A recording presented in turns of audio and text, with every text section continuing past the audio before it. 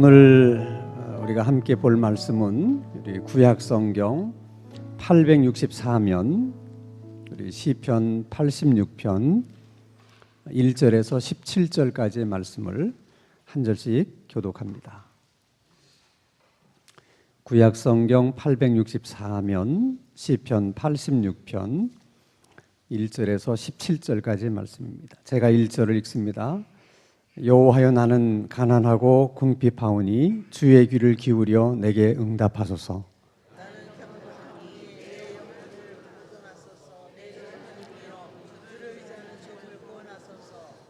주여 내게 은혜를 베푸소서. 내가 종일 주께 부르짖나이다.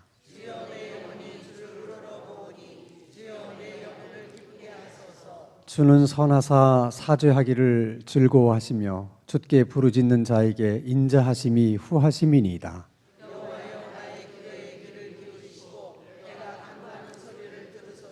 나의 환난 날에 내가 주께 부르짖으리니 주께서 내게 응답하시리이다.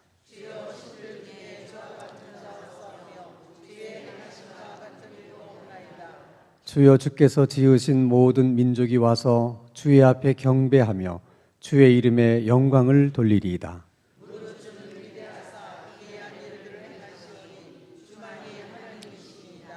여호와여, 주의 도를 내게 가르치소서. 내가 주의 진리에 행하오리니 일심으로 주의 이름을 경외하게 하소서.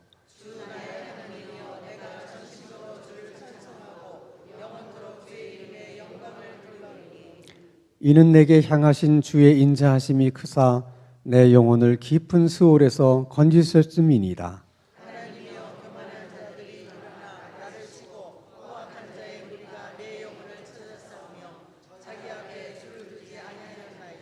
그러나 주여, 주는 긍휼히 여기시며 은혜를 베푸시며 노하기를 더디하시며 인자와 진실이 풍성하신 하나님이시오니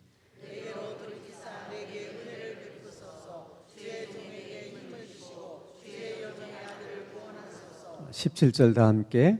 은총의 표적을 내게 보이소서. 그러면 나를 미워하는 그들이 보고 부끄러워하오리니 여호와여, 주는 나를 돕고 위로하시는 이시니이다. 아멘. 지난 시간에도 말씀을 드렸습니다마는 시편은 대부분 기도시로 되어 있기 때문에 우리가 기도를 어떻게 하면 좋을까 하는 기도에 대해서 배울 수 있는 좋은 교과서예요. 그러니까 이제 기도 훈련을 받으시는 여러분들은, 또 기도를 열심히 해서 기도의 사람이 되고 싶으신 분들은 시편의 말씀을 반복해서 열심히 읽는 것이 필요합니다. 흔히 기도가 뭡니까? 사실 이렇게 물어보면 우리가 늘 기도를 하면서도 사실 이렇게 쉽게 대답하기가 쉽지가 않죠. 기도라는 게 뭘까? 그것을 지금까지 기도를 많이 하시는 분들이나 또 성경학자, 또 신학자들이 그런 부분을 끊임없이 연구를 하면서 기도라고 하는 것을 세 가지로 정의를 했어요. 그러니까 그 세 가지 정의 가운데 기도가 뭔지가 가장 명확하게 설명이 되어 있습니다. 그 하나가 기도는 하나님과의 대화다. 누가 여러분들이 기도를 물어보면 뭐라고 해요? 기도는 하나님과 대화다. 두 번째는 기도는 영적인 호흡이다. 그러니까 우리 육신은 허파로 숨을 쉬는 거죠. 영혼은 기도로 숨을 쉰다는 거예요. 두 번째가 뭐라고요? 기도는 영적인 호흡이다. 그리고 세 번째 정의는 하나님이 계신 하나님의 나라에는 자원이 아주 무진장으로 있어요. 거기는 하나님이 계신 곳은 부족함이란 없어요. 왜냐하면 하나님 자신이 온전하신 분이기 때문에 뭐가 부족하면 또 금방 채워지는 거죠. 하나님이 전능하신 분이기 때문에. 그래서 우리가 이 땅에서 살면서 왜 우리 삶이 이렇게 힘들고 어려우냐, 여러 가지 이유가 있지만은 근본적인 이유는 자원이 부족해서 그래요. 예를 들어서 여러분, 우리나라가 정말 돈이 미국 사람들이 가지고 있는 돈을 다 합치고 또 중국 사람이 가지고 있는 돈을 다 합치고 또 뭐 영국이나 캐나다 사람들의 돈을 다 합친 만큼 우리나라가 돈이 많으면 뭐가 문제겠어요? 여러분 일 안 해도 매달 1,000만 원씩 줄 수 있어. 그럼 뭐 걱정할 게 없잖아요. 근데 항상 뭐가 문제야? 돈이 없는 게 문제예요. 모든 것이 자원이 없기 때문에 싸우는 것이고, 서로 자원을 자기가 먼저 자기 것으로 만들려고 하다 보니까 미움도 생기고 갈등도 일어나고 그러는 거예요. 근데 그 자원이, 우리가 살고 있는 이 세상은 모든 게 부족해요. 원래는 하나님이 다 채워주시기로 되어 있었는데 죄 때문에 그렇게 안 되는 거예요. 그런데 하나님의 나라에는 자원이 무진장하게 있어요. 근데 그것을 얼마든지 우리가 가져다 쓸 수 있다는 거야. 그거를 하나님의 나라의 자원들을 가져다 쓸 수 있는데, 그걸 가져다 쓸 수 있는 통로가 뭐냐? 기도라는 거야. 그러니까 여러분, 지혜가 부족하죠? 하나님의 나라에는 지혜가 부족함이 없어요. 거긴 지혜가 충만해요. 그러니까 지혜가 부족하면 어떻게 해요? 기도를 해서 그 하나님의 지혜, 하나님 나라에 있는 지혜를 가져다 쓰라는 거야. 우리가 건강이 필요할 때도 마찬가지예요. 하나님의 나라는 완전한 건강이 있는 것입니다. 그러니까 건강도, 능력도, 지혜도, 뭐 물질도 다 가져다가 쓸 수 있다는 거예요. 네, 뭐를 통해서? 기도를 통해서. 자, 그런데 기도의 정의를 우리가 이제 3가지로 정리를 했는데, 기도는 하나님의 대화다. 이게 첫 번째 정의예요. 누구와의 대화? 하나님과. 그러니까 우리가 대화를 할 때 대상이 분명한 거야. 우리가 기도를 할 때 기도의 대상이 분명해요. 그게 누구예요? 하나님이에요. 그러니까 기도를 잘하고 못하는 것은 기도를 얼마나 열심히 하느냐에 달려있는 게 아니고, 사실은 그 기도의 대상은 하나님을 우리가 얼마나 잘 아느냐, 그 하나님과 얼마나 친밀하냐, 사실은 거기에 달려있는 거예요. 근데 많은 사람들은 기도라고 하는 것도 대상이 하나님인데 기도하는 나에게 너무 관심이 많아. 그래서 내가 뭐 열심히 하고 또 뭐 내가 기도를 길게 하고 항상 내가 정성껏 기도하고, 이게 다 나에게 초점이 맞춰져 있어요. 근데 물론 내가 열심히 기도하는 것도 필요하고 정성껏 기도하는 것도 필요하고 기도를 많이 하는 것도 필요해요.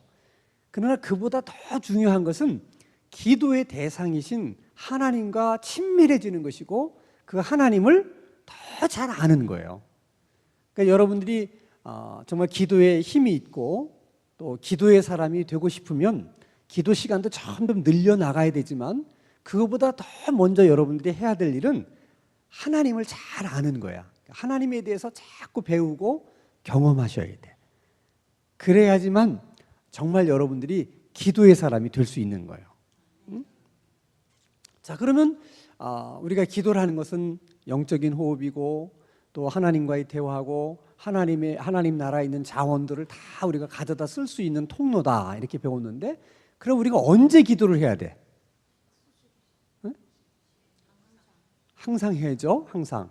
항상이라는 말씀 속에는 우리가 호흡도 항상 해야 되는 것이고, 하나님과의 대화도 항상 해야 되는 거야. 항상. 꼭 내가 필요할 때만 대화를 하면 안 되는 거죠. 대화는 항상 해야 돼. 영적인 호흡도. 우리 삶 속에 계속 결핍된 것이 너무 많으니까 매일 하나님의 자원을 빌려다 써야 돼요. 근데 특별히 우리가 늘 기도해야 됩니다. 대화도 그렇고. 그런데 특별히 우리가 또 기도해야 될 때가 있어요. 늘 기도해야 되지만은, 우리 시편 50편 15절 말씀을 한번 같이 읽겠습니다. 시작. 환난 날에 나를 부르라. 내가 너를 건지리니 내가 나를 영화롭게 하리라. 그러니까 특별히 우리가 매일 기도를 해야 돼. 하나님과의 대화도 늘 해야 되지만은, 특별히 언제 하나님과 대화를 해야 되느냐? 언제? 환난의 때.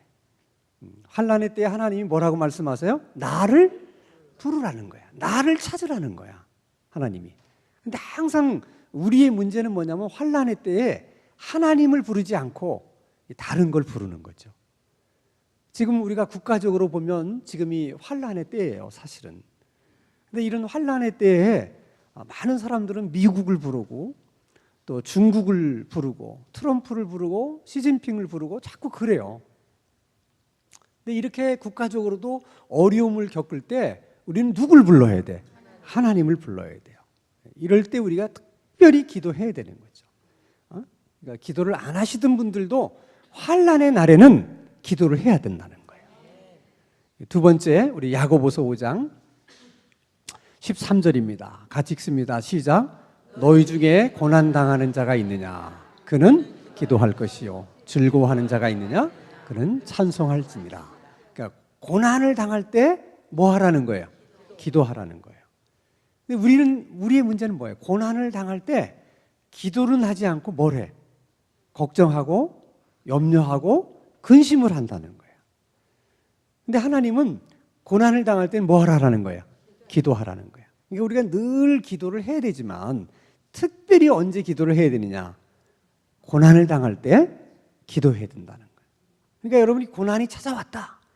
그러면 다른 거 생각할 것이 아무것도 없어요. 기도를 해야 되겠구나.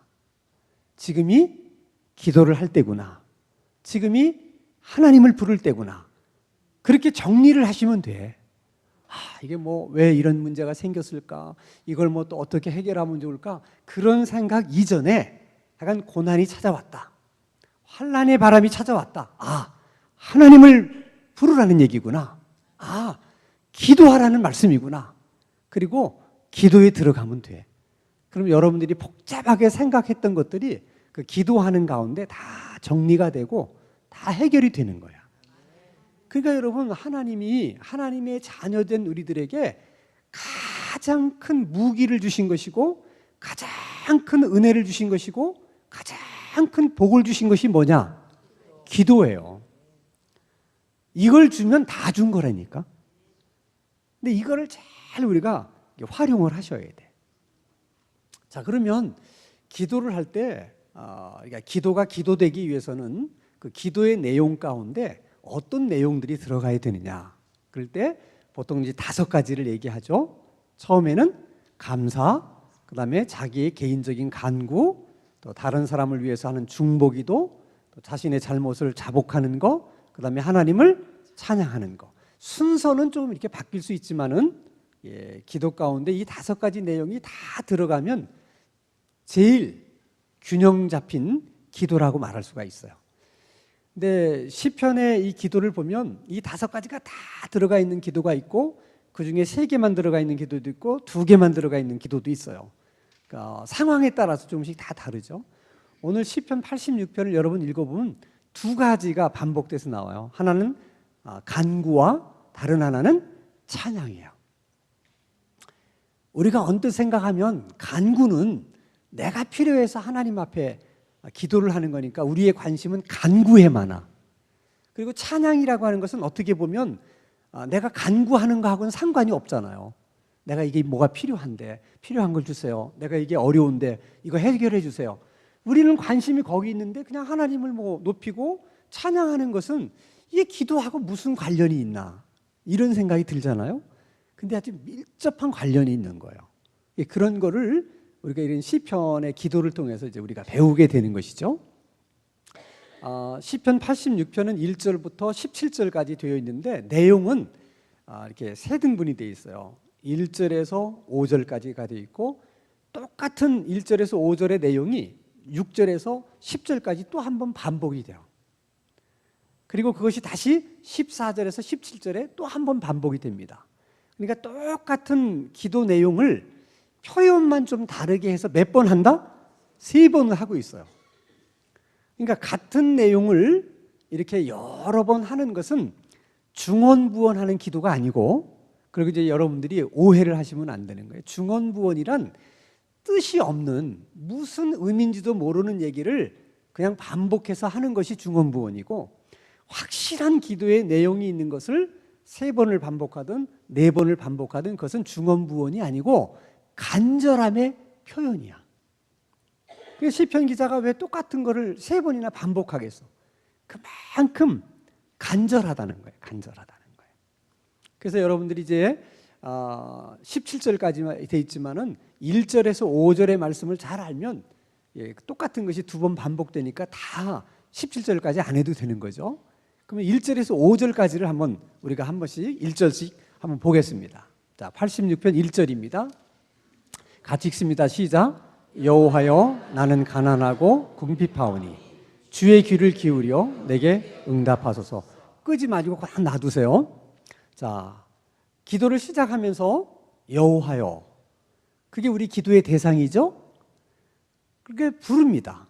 그러니까 기독교에서의 그 기도는 항상 기도를 시작할 때 일단 기도를 들으시는 하나님, 우리의 대화의 대상을 부르는 것으로 기도가 시작되는 거예요. 그러니까 여러분 아무리 바빠도 기도할 때 하나님을 불러놓고 기도하셔야 돼. 아무리 바빠도. 그저 거두절미하고 얘기하지 마시고 나의 기도를 들으시는 하나님을 일단 불러야 돼요. 하나님. 그렇게 부른 다음에 그 다음에 그분에게 이제 우리가 기도를 해야 됩니다. 이 호칭이라는 게 굉장히 중요해요. 오늘 시편 86편에서 이제 배우게 되는데 하나님을 불렀어요. 왜 불렀어요?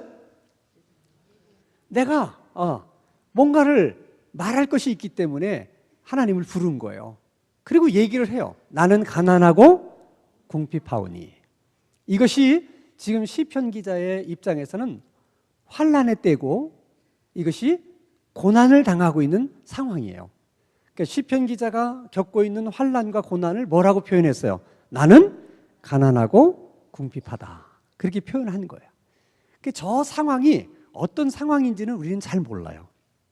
근데 왜 가난하게 되었고 왜 궁핍하게 되었는지를 살짝 얘기를 해. 14절입니다. 14절 같이 읽습니다. 시작. 하나님이여, 교만한 자들이 일어나 나를 치고 포악한 자의 무리가 내 영혼을 찾아 싸우며 자기 앞에 줄을 두지 아니하였나이다. 교만한 자, 포악한 자가 엄청 나를 힘들게 해서 그로 인해서 자기가 가난하고 궁핍하게 되었다는 거예요. 그 가난하다 궁핍함이라고 하는 말 속에는 물질적인 어려움도 겪게 되었고 그들 때문에 또 정신적으로도 굉장히 큰 고통을 겪게 되었다. 그런 표현이에요. 다시 1절을 보여주시기 바랍니다. 1절로 다시 돌아갑니다. 그 상황이죠. 근데 그 상황을 사실은 더 하나님 앞에 자세하게 이렇게 이제 기도를 해야 되는데 이것이 시적인 기도이기 때문에 그걸 생략한 거예요. 그러나 가난하고 궁핍하오니 그 안에 많은 사연들이 있을 수 있는 거죠. 우리는 그걸 하나님 앞에 일일이 다 얘기를 하면 되는 거예요. 얘기를. 자, 그렇게 하면서 주의 귀를 기울여서 내게 응답해 달라 하는 기도를 합니다. 저거 여러분 아무나 할 수 있는 게 아니에요. 시편 기자가 오랜 기도의 경험을 통해서 하나님을 잘 알고 있기 때문에 저런 기도가 가능한 거야. 주의 귀를 어떻게 해달라는 거야? 기울여 달라는 거야. 뭐에 대해서 귀를 기울여 달라는 거야? 지금 내가 지금 하나님 앞에 호소하기 아래는 나의 간구하는 내용에 귀를 어떻게 기울여 달라. 하나님이 우리가 기도할 때 귀를 기울이시는 하나님이라는 것을 시편 기자는 알았기 때문에 저런 얘기를 할 수 있는 거야. 아니, 하나님이 귀를 기울이시는지 안 기울이시는지를 모르면 저런 얘기를 할 수 있어요, 없어요? 없어요. 근데 시편 기자가 오랜 기도의 경험을 통해서 하나님은 우리가 아픔을 이야기하고 뭔가를 호소하면 그 얘기를 잘 들으려고 어떻게 귀를 기울이시는 하나님이라는 걸 알았어요. 그래서 지금도 기도할 때 그러는 거야. 귀를 기울여 달라는 거예요. 하나님이 뭐가 아쉬워서 여러분들 그 힘든 얘기하는데 귀를 기울여 들어야 됩니까? 한번 여러분 바꿔 생각해봐. 여러분 힘든 얘기 듣는 게 좋아? 안 좋잖아. 근데 왜 하나님은 여러분들의 그 힘든 얘기를 일부러 이렇게 귀를 기울여서 들어야 되시는 거예요? 그렇죠. 우리의 아버지이기 때문에 그런 거예요. 다른 이유가 하나도 없어요. 그러니까 항상 여러분들이 기도할 때 하나님 제 기도 소리 듣고 있는 겁니까? 이런 소리 하지 마라. 듣고 계신다니까. 그것도 귀를 기울여서 듣고 계신다고. 그러니까 귀를 기울여서 듣고 계신 하나님 앞에 기도할 때 기도를 잘해야 돼. 그렇잖아. 하나님이 우리가 무슨 기도를 하나 하고 이렇게 귀를 기울여서 듣고 계신데 되는 소리 안 되는 소리 막 해봐. 듣는 분이 얼마나 힘들겠어. 그래 안 그래? 그 얘기는 무슨 얘기냐면 기도할 때 자기가 뭘 하나님 앞에 기도해야 되는지를 명확하게 얘기해야 된다는 거예요. 시편 기자 보세요. 나는 가난하고 궁핍합니다. 이렇게 얘기하잖아. 아주 분명하게 얘기를 하는 거야. 그 상황은 생략됐지만은 기도의 요지가 분명한 거예요. 난 지금 가난하기 때문에 지금 하나님 앞에 호소를 하는 겁니다. 내 이 가난하고 궁핍한 내 사정을 하나님 귀 기울여서 들어주세요. 정말 중요한 거예요, 여러분. 그러니까 많은 분들은 기도를 하면서 이 핵심을 빼먹고 기도할 때가 너무 많아. 그냥 자기가 기도에 취해가지고 막 기도는 많이 했는데 뭘 가지고 기도했냐면 나도 모르겠다는 거야. 아니 자기도 모르겠다는 걸 누가 알아? 그러면 안 돼. 분명히 하나님 앞에 나가서 기도할 때 뭐에 대해서 기도한다는 분명한 기도의 내용이 있어야 돼. 그리고 그걸 계속 마음에 품고 있어야 되는 거야, 기도를. 응? 내가 지금 뭘 기도하는 거냐, 하나님 앞에. 자, 오늘 여러분들이 다 하나님 앞에 나와서 이제 기도할 거죠? 한번 생각해 봐. 내가 오늘 저녁에 하나님 앞에 뭘 위해서 기도할 거냐? 기도의 내용이 뭐냐? 이걸 다시 한번 정확하게 정리를 하셔야 돼. 뭘 위해서 기도할 건지 딱 정리를 해야 돼. 자, 주의 귀를 기울여서 내게 어떻게? 응답하소서. 이것도 여러분 이렇게 하나님께 내가 기도하면 하나님은 귀 기울여 들으시고 또 내 기도에 응답하시는 하나님이라는 것을 경험했기 때문에 지금도 응답하소서 하는 기도를 드릴 수가 있는 것이지, 그런 경험을 안 했다면 어떻게 뭐 응답하라 말라 이런 기도를 할 수 있겠어요? 하나님은 귀를 기울여 들으시는 이유가 뭘까? 그럼 잘 들으셔서 우리 기도대로 응답해 주시려고. 왜냐하면 잘 들어야 뭐가 문제인지를 알고 응답해 주실 수 있잖아. 그러니까 응답하시기 위해서 잘 들으시는 거야. 하나님은 이런 하나님이구나 하는 것을 알고 기도하는 사람하고 저런 것을 모르고 기도하는 사람은 그 기도가 같을 수가 없는 거야. 귀를 기울이셔서 응답하시는 하나님, 그 하나님을 생각하면서 마음에 품고 기도해 보세요. 기도가 힘이 생기는 거예요. 기도에 확신이 드는 거야. 이 저녁에도 여러분들이 기도할 때 우리 하나님이 귀 기울여 들으시고 응답하시는 하나님이신 줄로 믿습니다. 2절을 보겠습니다. 같이 읽습니다. 시작. 나는 경건하오니 내 영혼을 보존하소서. 내 주 하나님이여 주를 의지하는 종을 구원하소서. 자, 나는 경건하오니, 어떻게 보면 자기 자랑 같아요. 근데 그런 의미가 아니고 지금 내가 가난하고 궁핍해. 그 이유는 지금 포악하고 교만한 자들 때문이야. 그들 때문에 내가 지금 많은 어려움을 겪고 있는 거죠. 이 시편 기자도 마음에 갈등이 많은 거야. 이거 어떻게 하나? 같이 맞상대를 할 것인가?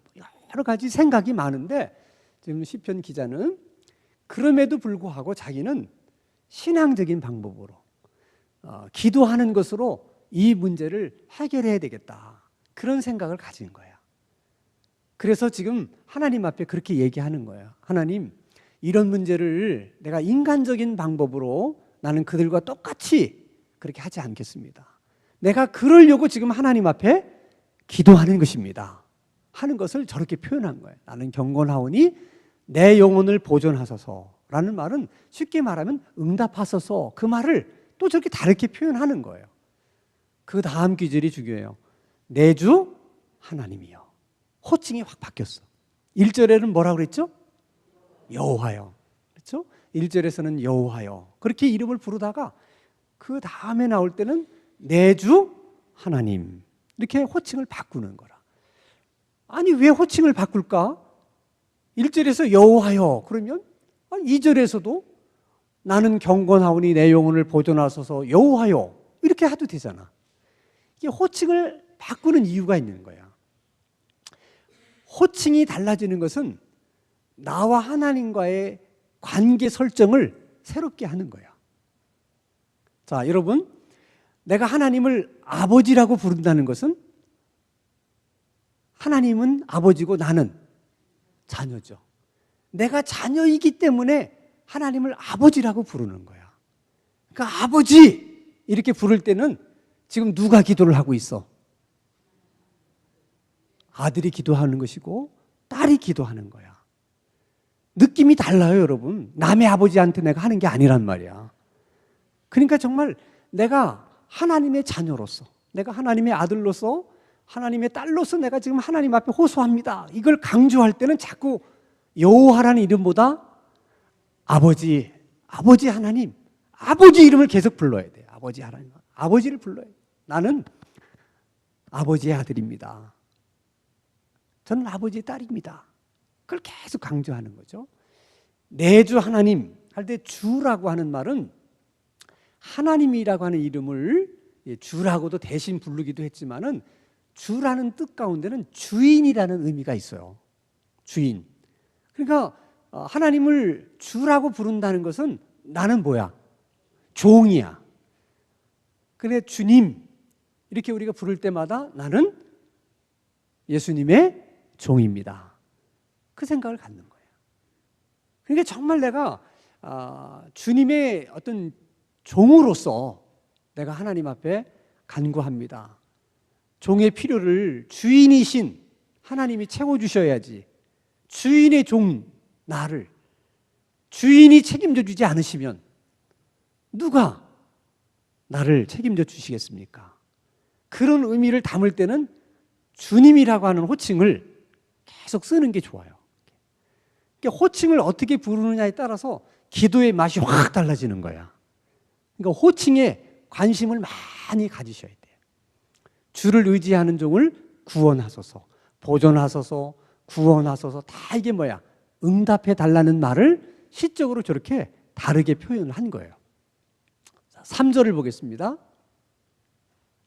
같이 읽습니다. 시작. 주여 내게 은혜를 베푸소서 내가 종일 주께 부르짖나이다. 저기서도 주님이라고 호칭을 하죠.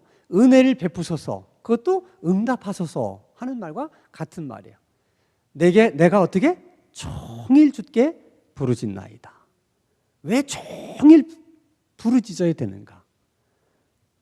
또 조용히 기도할 수도 있는데 왜 부르짖어 기도한다고 하는가? 이거는 지금 기도하는 시편 기자가 내 마음이 얼마나 간절한지를 하나님 앞에 그렇게 표현하는 거야. 그러니까 여러분 마음이 간절해지면 걸어가도 기도하고 앉아서도 기도하고 밥 먹을 때도 마음속으로 기도하게 돼요.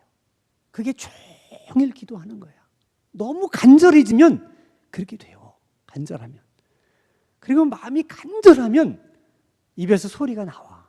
신음소리가 나오든 부르짖는 소리가 나오든 입 밖으로 소리가 나오게 돼 있어요. 이게 간절함의 표현이야. 그러니까 기도 소리가 꼭 크다고 해서 간절함과 비례하는 건 아니에요. 그 큰 기도 소리에 간절함이 실려야 돼. 그러면 그 기도가 은혜가 돼요. 근데 기도 소리는 엄청 큰데 간절함이 안 실리면 좀 이렇게 기도가 이렇게 날리는 것처럼 힘이 없는 거죠. 여러분들이 간절하시면 간절함을 여러분의 목소리에다 어떻게 실으라는 거야. 간절함을 여러분 목소리에 실어서 하나님 앞에 기도하라는 거예요. 그러다 보면 이렇게 소리를 내서 기도하게 되는 거죠. 그러면 여러분 생각해 보세요. 들으시는 하나님의 입장에서는 그 간절함이 이렇게 모여서 오늘도 이렇게 여러분들이 나왔는데 한 사람 한 사람이 간절함으로 이렇게 기도를 하게 되면 그것이 모아져서 이렇게 하나님의 나라로 하늘나라로 이렇게 상달이 돼서 하나님이 들으실 때 그 하나님이 어떠시겠어요? 정말 응답하고 싶은 마음이 절로 생기실 수 있는 거죠. 그래서 이 간절함의 기도라는 게 중요한 거예요. 자꾸 마음을 실으세요, 여러분. 간절한 마음을 실어서 간절하게 기도해. 이렇게 여러분 간절함이 사무쳐서 기도를 하게 되면 옆 사람이 기도하는 게 들릴까 안 들릴까? 안 들려. 자꾸 옆에 사람 기도하는 게 신경이 거슬리고 저 사람 왜 저렇게 기도해? 자꾸 판단이 되는 것은 아직 여러분이 간절하지가 않아서 그래. 지금 내 문제가 간절해지면 옆에 사람이 뭘 기도하든지 난 신경도 안 쓰고 그 소리도 안 들리는 거야. 그러니까 그렇게 기도해야 돼. 간절함으로. 이렇게 많은 사람들이 기도하는데도 내 기도 소리만 들려야 돼. 간절함. 오늘 저녁에 여러분 기도할 때 여러분 기도에 그 간절함을 담아서 그렇게 기도할 수 있기를 바랍니다. 4절입니다. 4절 같이 읽습니다. 시작. 주여 내 영혼이 주를 우러러 보니 주여 내 영혼을 기쁘게 하소서. 여기도 호칭이 계속 주님이죠. 여기서 내 영혼을 기쁘게 하소서라는 말도 또 응답하소서 하는 말과 같은 말이에요. 여기는 주여 내 영혼이 주님을 어떻게? 우러러 본다. 이것도 간절함의 표현이에요. 나를 도우실 수 있는 분, 네 가난하고 궁핍한 나를 도우실 수 있는 분은 내가 사방을 둘러봐도 없습니다. 누구만 있어요? 주님만. 그래서 내가 주님만 우러러 본다는 거야. 그러니까 마음이 주님께로만 향하는 거죠. 이렇게. 이게 간절함의 표현이에요.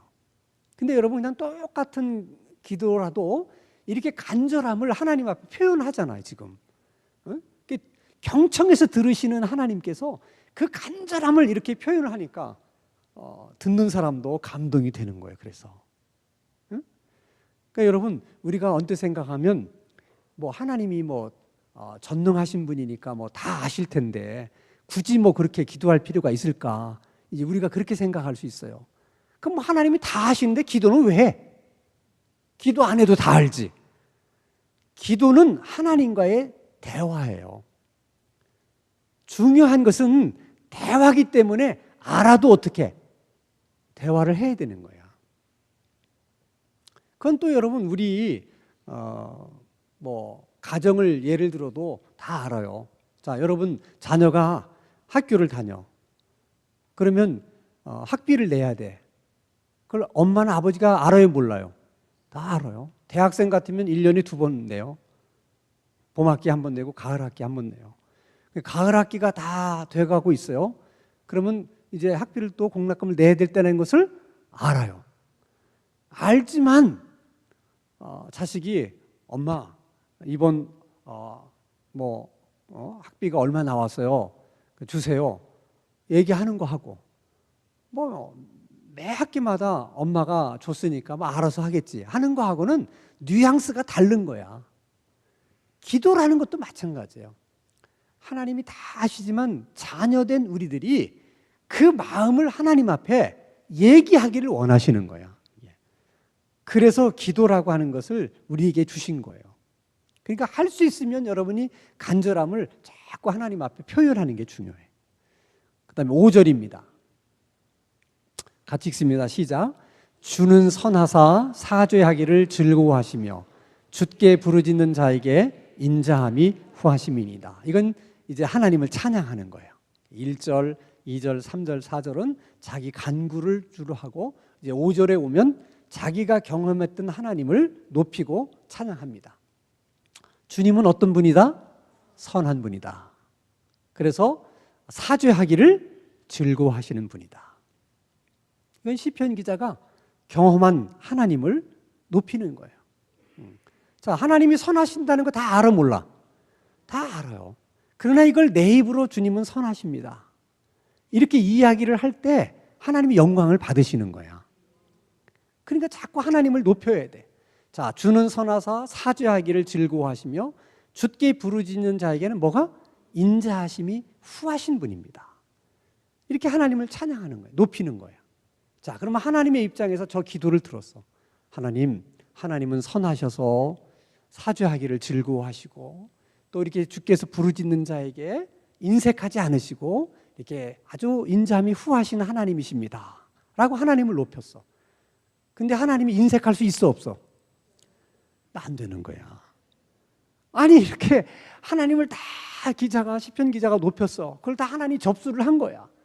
근데 어떻게 하나님이 인색하게 하실 수가 있겠어? 안 되는 거예요. 그러니까 여러분 하나님을 우리가 높이고 찬양한다는 것이 우리 간구하고 아무 상관이 없는 것 같지만 절대 그렇지 않다는 거야.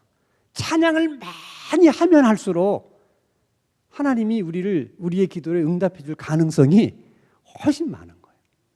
그러니까 내가 달라고 하는 간구도 중요하지만은 이렇게 하나님을 높이는 찬양을 많이 하라는 거야. 기도 가운데.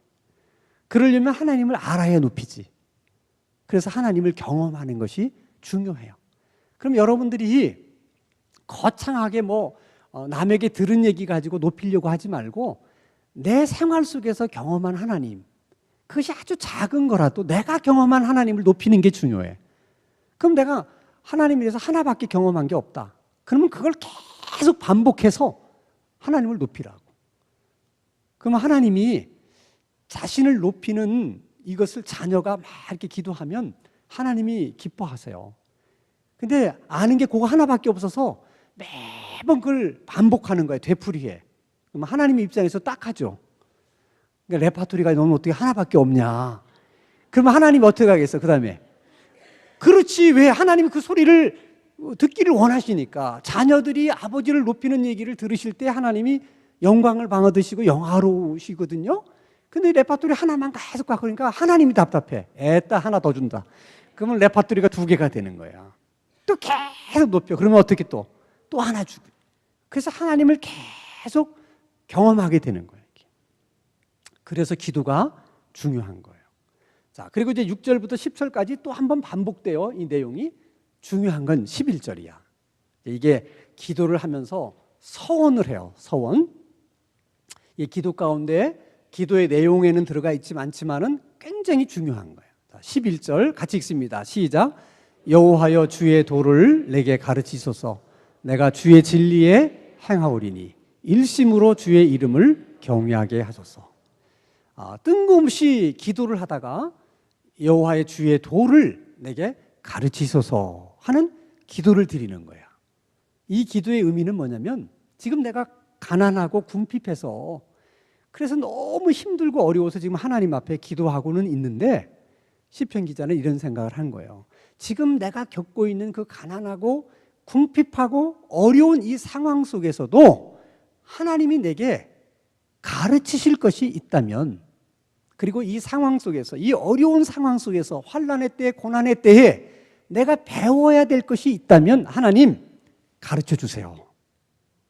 그러니까 단순히 이 어려움으로부터 나를 건져주세요 라고 하는 기도만이 아니야.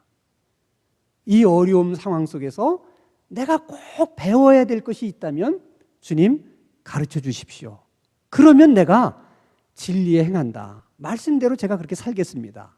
내가 주님의 이름을 경외할 것입니다. 12절도 마찬가지죠. 12절 읽습니다. 시작. 주 나의 하나님이여 내가 전심으로 주를 찬송하고 영원토록 주의 이름에 영광을 돌리겠습니다.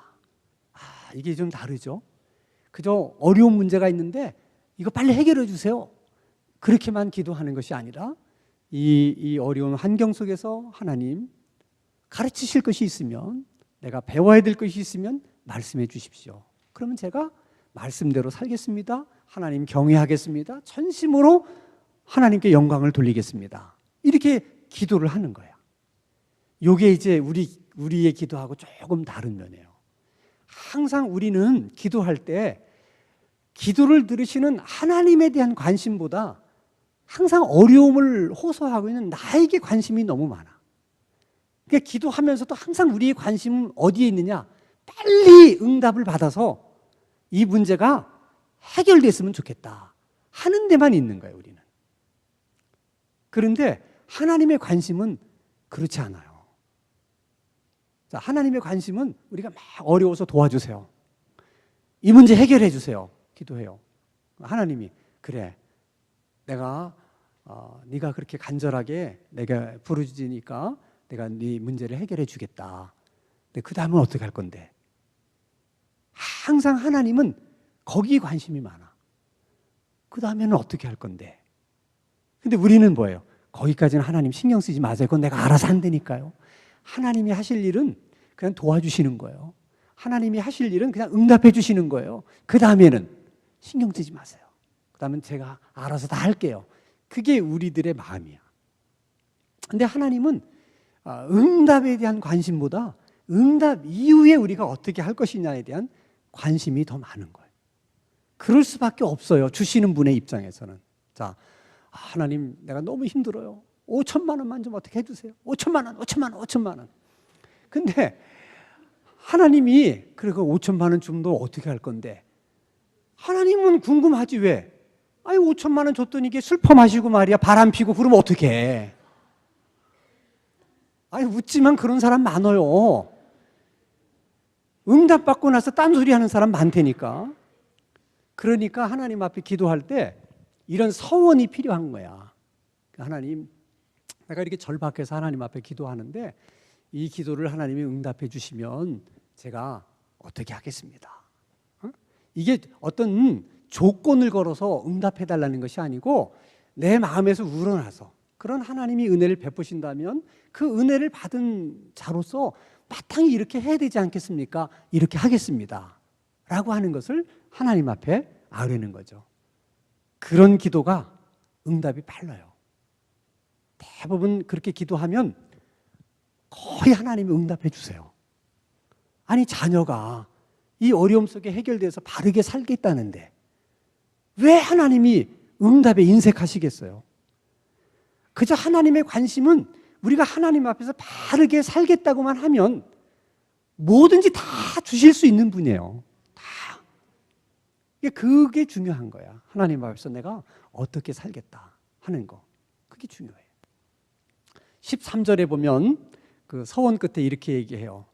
이는 내게 향하신 주의 인자하심이 크사 내 영혼을 깊은 스올에서 건지셨음입니다. 그러니까 내가 이제 주의 도를 가르쳐 주시면 내가 하나님 말씀대로 살고 하나님 찬양하고 살고 하나님께 영광을 돌리며 살겠습니다 하고서 그렇게 하는 이유는 내게 향하신 주의 인자하심이 크사 내 영혼을 깊은 스올에서 문제 가운데서 건져주셨다는 거야. 여기는 두 가지 의미가 다 있어요. 예전에 그랬다고 하는 의미도 있고 예전에 그랬기 때문에 지금 기도하는 것도 하나님이 건져주실 것이다. 아니, 건져주셨다고 믿는 거야. 그 대단한 영성이죠. 그러니까 시편 기자처럼 이렇게 기도를 하면 저렇게 되는 거야. 그게 확신이 오는 거야. 그래서 다시 한번 또 14절부터 반복을 해요. 세 번째 반복이야. 그리고 17절 마지막에 이렇게 결론을 내립니다. 17절 같이 한번 읽겠습니다. 시작. 은총의 표적을 내게 보이소서. 그러면 나를 미워하는 그들이 보고 부끄러워하오리니 여호와여 주는 나를 돕고 위로하시는 이시니다. 이게 결론이야. 지금까지 하나님 앞에 다 호소한 후에 하나님에 대해서 이렇게 얘기해. 하나님은 언제나 나를 돕고 위로하시는 하나님이십니다. 이거를 이제 처음 깨달은 게 아니에요. 예전에도 하나님은 늘 나를 돕고 위로하시는 분이라는 것을 알았는데 지금 가난하고 궁핍한 문제 때문에 하나님 앞에 기도하면서 다시 한번 하나님은 나를 돕는 하나님이시고 나를 위로하시는 하나님이시라는 사실을 다시 한번 깨닫게 된 거예요. 다시 한번 그런 하나님인 것을 확인받게 된 거예요. 저게 복이야. 저렇게 기도를 끝낼 수 있는 사람은 행복한 사람이야. 누가 여러분들에게 교회를 다니는 이유가 하나님 믿기 위해서 다니는데 도대체 네가 믿는 하나님은 어떤 하나님이냐 이렇게 부를 때 하나님은 나를 도우시며 나를 위로하시는 하나님이시다. 이렇게 말할 수 있으면 얼마나 멋있겠어요. 중요한 건 이게 그냥 어디서 보고 뺏겨가지고 얘기하는 게 아니고 내 기도 생활 속에서 그 하나님을 내가 그렇게 경험했기 때문에 그렇게 말할 수 있다면 정말 그분은 행복한 분이야. 여러분들이 매번 기도할 때마다 하나님은 여러분을 도우시며 위로하시는 하나님이신 것을 새롭게 깨닫고 새롭게 경험하게 되는 놀라운 하나님의 은총이 있게 되기를 주님의 이름으로 축원합니다.